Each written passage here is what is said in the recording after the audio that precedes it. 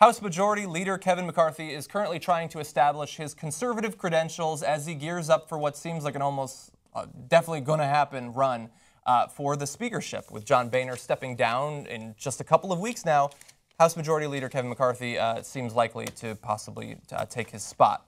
Now, his strategy as he runs is apparently he's just going to openly admit that the entire debate and investigation over Benghazi has been an attempt to destroy the political future of Hillary Clinton, as you'll see in this video.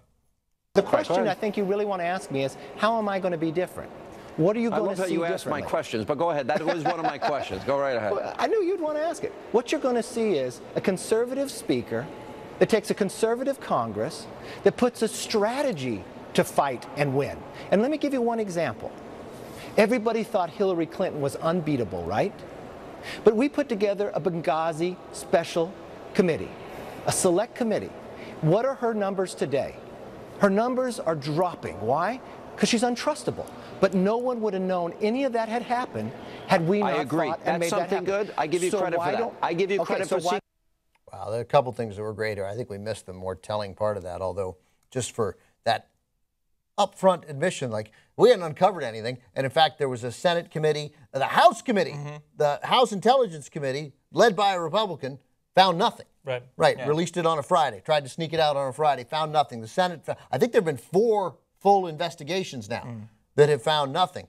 So they have this select committee, which just means you selected the people. It sounds better, but it just means I selected you for the committee. And it makes it seem like it is so important that it requires being set up special just for that. And Trey Gowdy, who may or may not be in a candidate for Speaker, the Tea Party and the far right of the party, the whole party is far right of the party. They love this guy. I wouldn't select Trey Gowdy on a crazy Republican fantasy team. Well, actually, I guess maybe I would. Maybe it would be a high pick. I should grab him if you can. That's right. He might go in the first round. That's right. But forget that. I mean, don't forget that, because it's incredibly telling that he's like, look what we did. We hurt her politically. That was the whole point. We did it, and I get credit for that. He starts off by saying, I think what you want to ask me, Sean, is how would things be different? And even Sean Hannity is like, no, actually, I wanted you to answer the question. I wrote down some questions. They're in the prompter. Wait, what is my job, actually? Right. But he's like, no, I think this is what you wanted to ask me, and now I'll answer the question. Oh, my God, it's hideous. Jesus. I like the verbal acknowledgement that he's going to do what all politicians do and answer the question that he goddamn pleases. So at least there he's saying, no, I'm not going to talk about that. I'm going to talk about this instead. And I love that he could talk for that long about the investigation into Benghazi, never even try to say that they found anything, never be vague or imply that there was something, or even say why it needs to be investigated. We heard her poll numbers. Simply say it hurt her poll numbers. That's all it takes. This is Fox News after all. Right. What more of a case do you need to make? And wasn't that the whole point? Was that, wait, this investigation ended. No. We're about to enter the meat of the presidential campaign season. Let's have another committee that will just keep raising these issues, so she'll have to keep talking about it. Yeah. I mean, I don't think there was any other reason for that. Has any politician in recent history suffered as much from this constellation of scandals that have shown so little?